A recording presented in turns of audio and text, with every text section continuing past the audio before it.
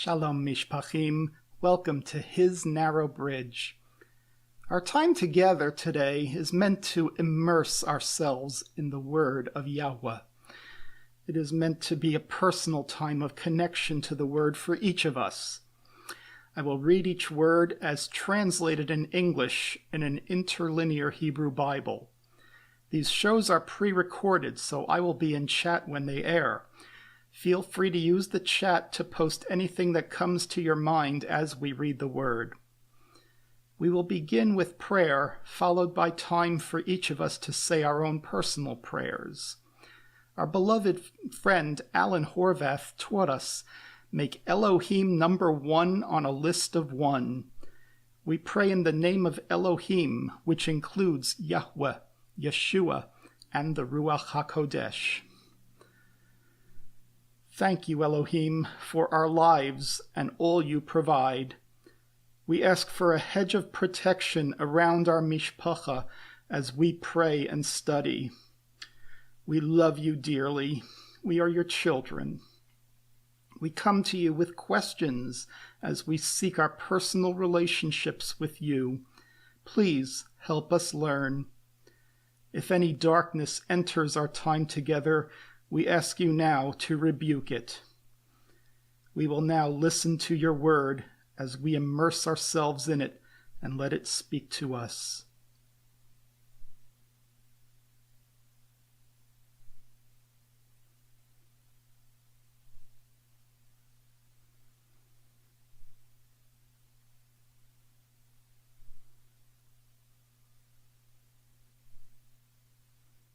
Luke chapter 15. And publicans and sinners were drawing near to him in order to hear him. And the scribes and the Pharisees were arguing and saying, "This man receives sinners and eats with them." And Yeshua told them this parable.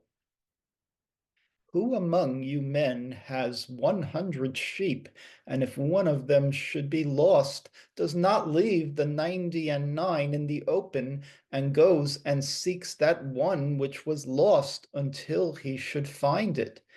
And when he has found it, he will take it upon his shoulders, and comes to his house, and calls upon his friends and upon his neighbors, and says to them, "Rejoice with me, for I have found my sheep which was lost."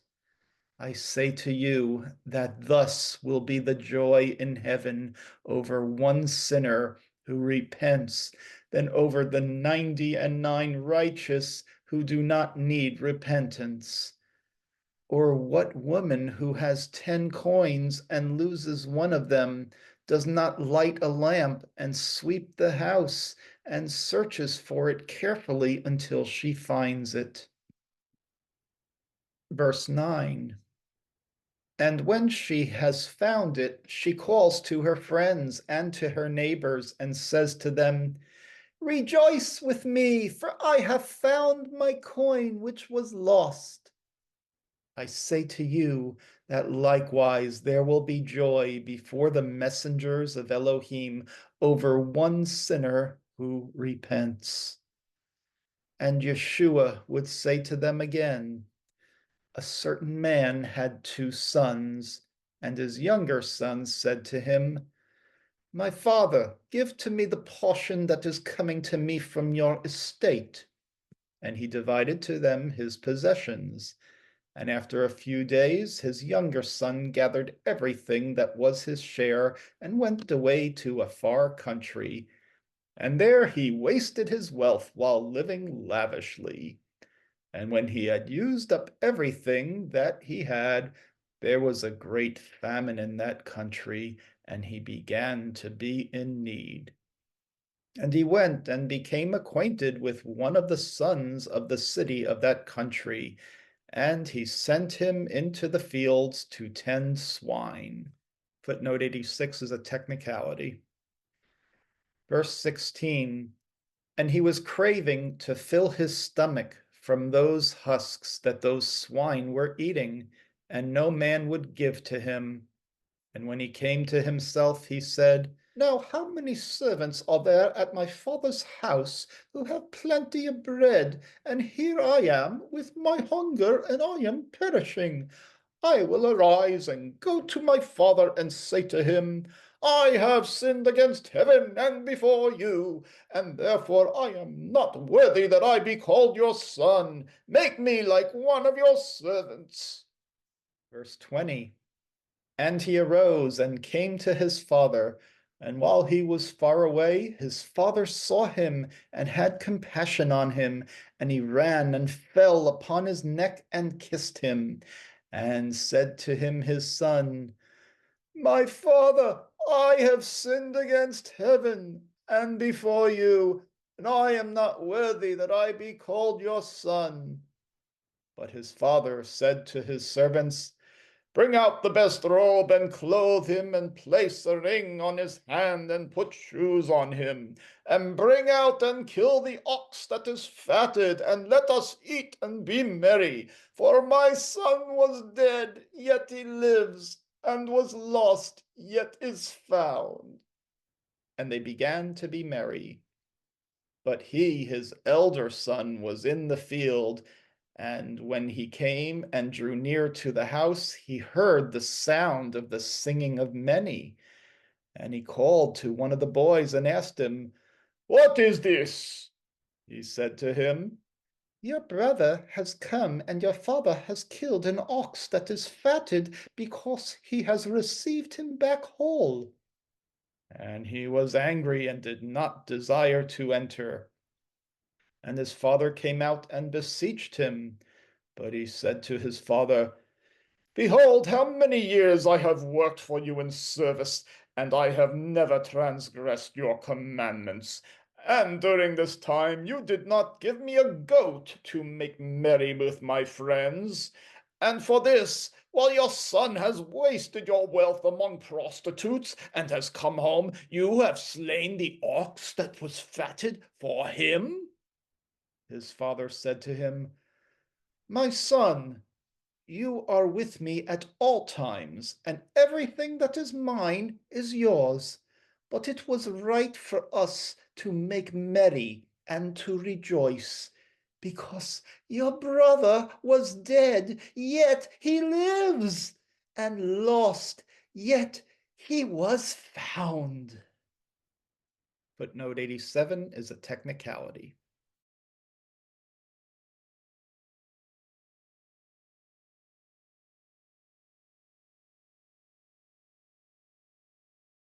Well, I want to welcome Prime Minister Netanyahu and the entire Israeli delegation back to the White House, back to the Oval Office. This visit obviously comes at a critical time. We are seeing incredible changes that are taking place in the Middle East and in North Africa. We are seeing the terrible bloodshed that's going on in Syria. The democratic transition that's taking place in Egypt. And in the midst of this, we have an island of democracy and one of our greatest allies in Israel. As I've said repeatedly, the bond between our two countries is unbreakable. My personal commitment, a commitment that is consistent with the history of other occupants of this Oval Office, our commitment to the security of Israel is rock solid. And as I've said to the Prime Minister in every single one of our meetings, the United States will always have Israel's back when it comes to Israel's security. This is a bond that is based not only on our mutual security interests and economic interests, but is also based on common values and the incredible people-to-people contacts that we have between our two countries. During the course of this meeting, we'll talk about the regional issues that are taking place, and I look forward to the Prime Minister sharing with me his ideas about how we can increase the prospects of peace and security in the region. We will discuss the issues that continue to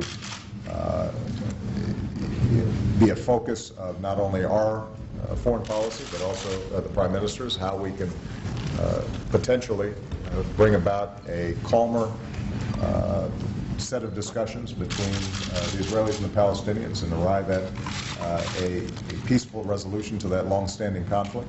It is a very difficult thing to do in light of the context right now, but I know that the Prime Minister remains committed to trying to achieve that. And obviously, a large topic of conversation will be Iran, which I devoted a lot of time to in my speech to AIPAC yesterday, and I know that the Prime Minister has been focused on for a long period of time. Let me just reiterate a couple of points on that. Number one, we all know that it's unacceptable from Israel's perspective to have a country with a nuclear weapon that has called for the destruction of Israel. But as I emphasized yesterday, it is profoundly in the United States' interest as well to prevent Iran from obtaining a nuclear weapon. We do not want to see a nuclear arms race in one of the most volatile regions in the world. We do not want the possibility of a nuclear weapon falling into the hands of terrorists. And we do not want a regime that has been a state sponsor of terrorism being able to feel that it can act even more aggressively or with impunity as a consequence of its nuclear power. That's why we have worked so diligently to set up the most crippling sanctions ever with respect to Iran. We do believe that there is still a window that allows for a diplomatic resolution to this issue, but ultimately the Iranian regime has to make a decision to move in that direction, a decision that they have not made thus far. And as I emphasized, even as we will continue on the diplomatic front, we will continue to tighten pressure when it comes to sanctions. I reserve all options. And my policy here is not going to be one of containment. My policy is prevention of Iran obtaining nuclear weapons. And as I indicated yesterday in my speech, when I say all options are at the table, I mean it. Having said that, I know that both the Prime Minister and I prefer to resolve this diplomatically. We understand the costs of any military action. And I want to assure both the American people and the Israeli people that we are in constant and close consultation. I think the levels of coordination and consultation between our militaries and our intelligence, not just on this issue, but on a broad range of issues, has been unprecedented. And I intend to make sure that that continues during what will be a series of difficult months, I suspect, in 2012. So, Prime Minister, we welcome you, and we appreciate very much the friendship of the Israeli people. You can count on that friendship always being reciprocated from the United States. Thank you. Thank you. Well, Mr. President, thank you for those kind words. And thank you, too, for that strong speech yesterday. And I want to thank you also for the warm hospitality that you've shown me and my delegation. The alliance between our two countries is deeply appreciated by me and by everyone in Israel.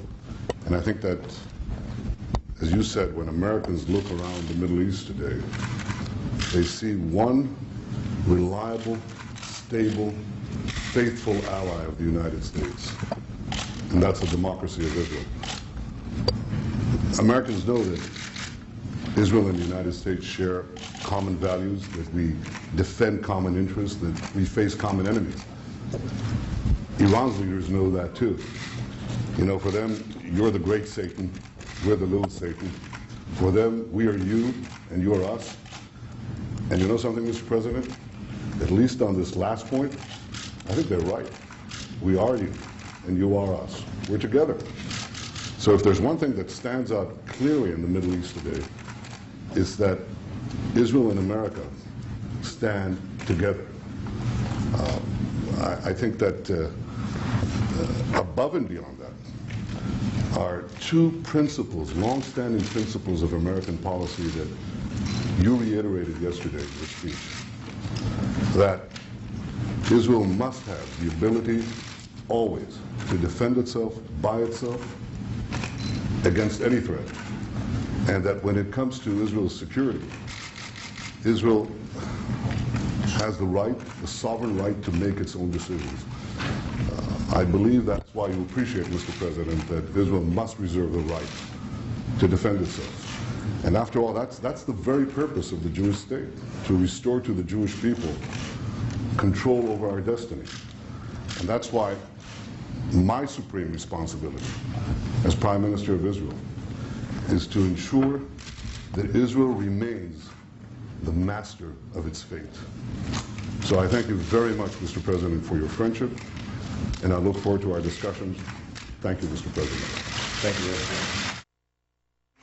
In 2008, Senator Barack Obama ran for president as a pro-Israel candidate. Let me be clear.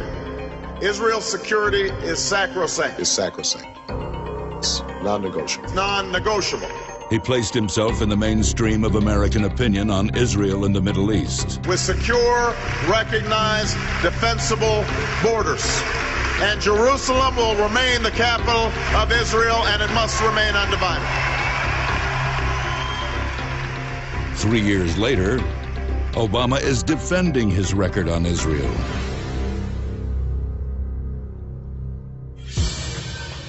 America does not accept the legitimacy of continued Israeli settlements. I thought that he came down pretty hard on Israel. He didn't have a full grasp of what the region really looks like. This president has done more to delegitimize and undermine Israel's position in the world than any other president. President Obama claims his administration has done more for Israel's security than any other. He says his critics are distorting his record for partisan gain. The way that this was presented to the Israelis is you have to do the following, and the Palestinians have to do nothing in return. This is not the way you treat an ally.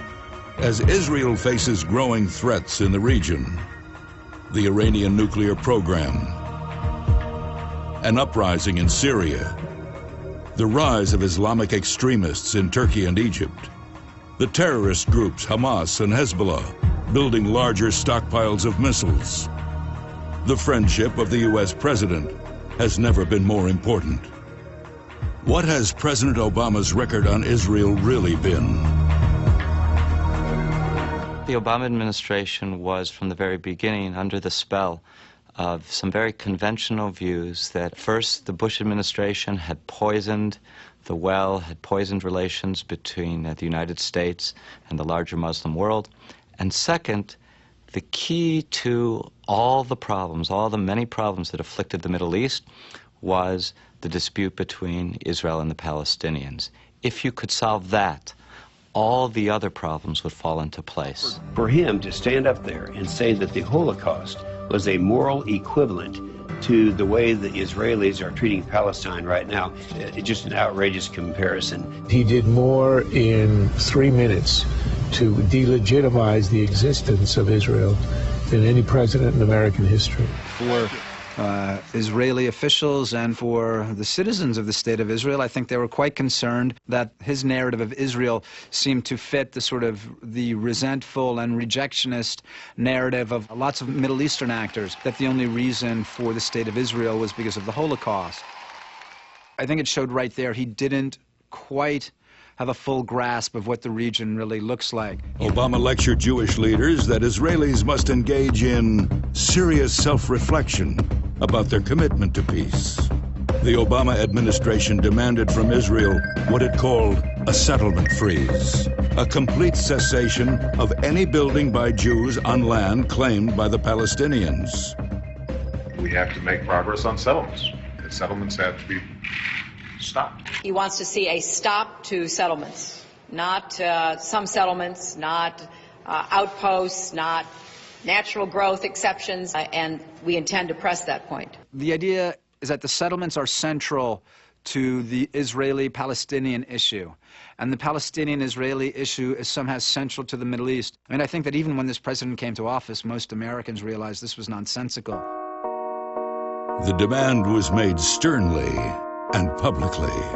America does not accept the legitimacy of continued Israeli settlement. Stopping settlement activity. It ends the occupation that began in 1967. That is our position. That is what we have communicated very clearly. Yet no demand was made of the Palestinians. President Obama could have asked many things of the Palestinians that he refrained from asking of them. He could have asked them to undertake reforms of their educational system.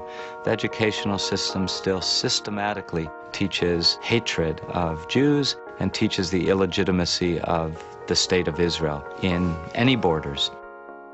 The president did none of the above, and I think only served to embolden the Palestinians, who now believe that they had an ally on their side, who was willing to push the Israelis to make concessions up front. The Palestinians understood that they had a free hand. At a political convention, Palestinian leaders celebrated terrorism.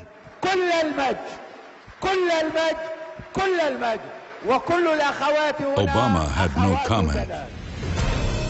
The settlement freeze became a U.S. and Palestinian precondition for Israel to meet.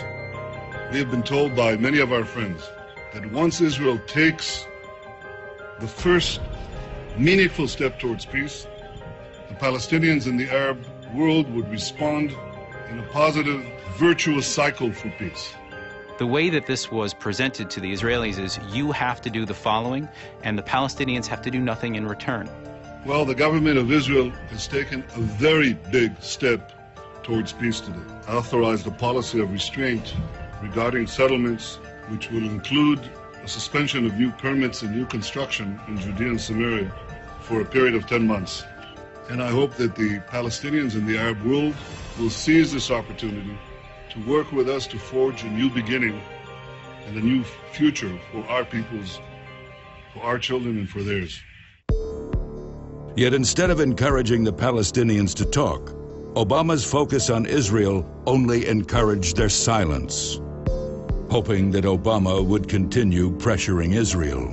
By making a huge issue about all Israeli building, the president established a new demand, and he forced the Palestinians to adopt this as their own demand, because what Palestinian leader could be seen to be less robust, less demanding on behalf of Palestinian interests than the President of the United States?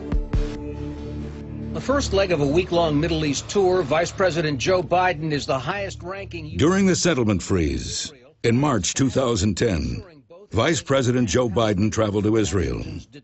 During his visit, a municipal planning committee announced approval for a phase of a construction plan for a neighborhood in Jerusalem called Ramat Shlomo. Ramat Shlomo is not East Jerusalem, and it's not considered a settlement. It's an area of Israel that is over the 1967 lines, but certainly is not an area that the Palestinians have traditionally claimed to be their own. It is very much part of the fabric of Israel. It's in North Jerusalem. The settlement freeze did not apply to Jerusalem, but the Obama administration decided to use the announcement to launch an unprecedented campaign of condemnation. The announcement of the settlements the very day that the vice president was there was insulting. It was insulting, but it was an insult to the United States. This was an affront. It was an insult, not the right way to behave. That was expressed by the Secretary of State as well as the Vice President. More now on that White House meeting late yesterday between President Obama and Israeli Prime Minister Benjamin Netanyahu. It was the harshest period of condemnation in the history of U.S.-Israel relations. What happened there was an affront. It was an insult. Very, very destructive. This announcement was not a violation of the freeze. The Obama administration was really very aggressively seizing an opportunity to show the Palestinians and to show the larger world, the larger Arab world, that it could be very tough, could be ferociously tough on the Israelis. The Obama administration was unrelenting. Secretary of State Hillary Clinton berated Netanyahu on a 45-minute phone call. The United States considered the announcement a deeply negative signal about Israel's approach to the bilateral relationship and counter to the spirit of the Vice President's trip, and to reinforce that this action had undermined trust and confidence. And she made clear that the Israeli government needed to demonstrate not just through words, but through specific actions, that they are committed to this relationship. There's this public shaming. There's this beating the beating the dog in public to show everyone else that you have control over the dog. Well, this is a very bad idea. When the White House calls out Israel and starts beating on it in public, I think that people are astonished. Our regional allies are quite surprised by this, and they don't understand this behavior. This is not the way you treat an ally. The Palestinians now have not even accepted, before the Biden incident, did not even accept direct negotiations with Israel. That's why we're having proximity talks. They have not made a gesture or concession of a step, and the Secretary of State says Israel has to show its seriousness about peace. Now that is an insult. Israel has been looking for a peace agreement since the last 62 years. Something else happened during the settlement freeze. Mahmoud Abbas, the president of the Palestinian Authority, held a celebration to honor a terrorist who murdered 37 Israelis.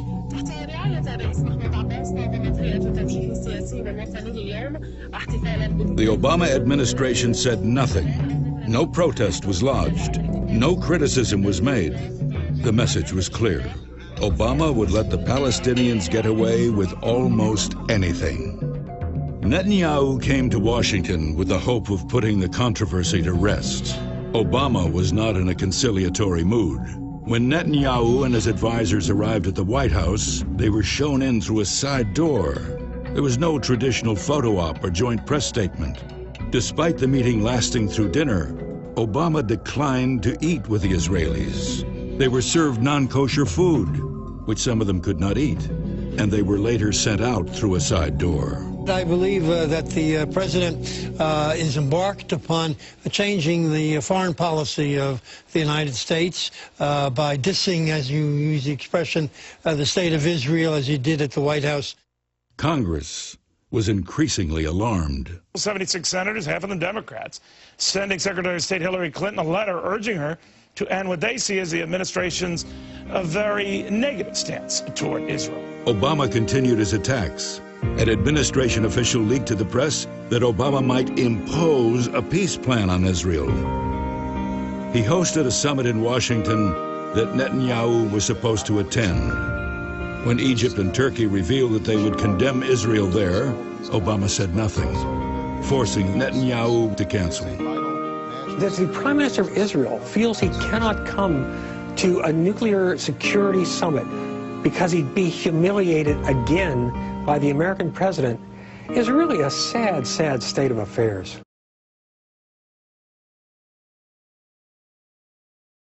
For more information about these videos, look at the video description and click more.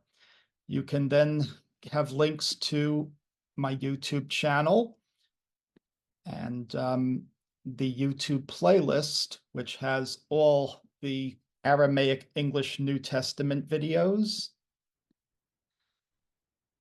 Bible Hub links, and Odiote.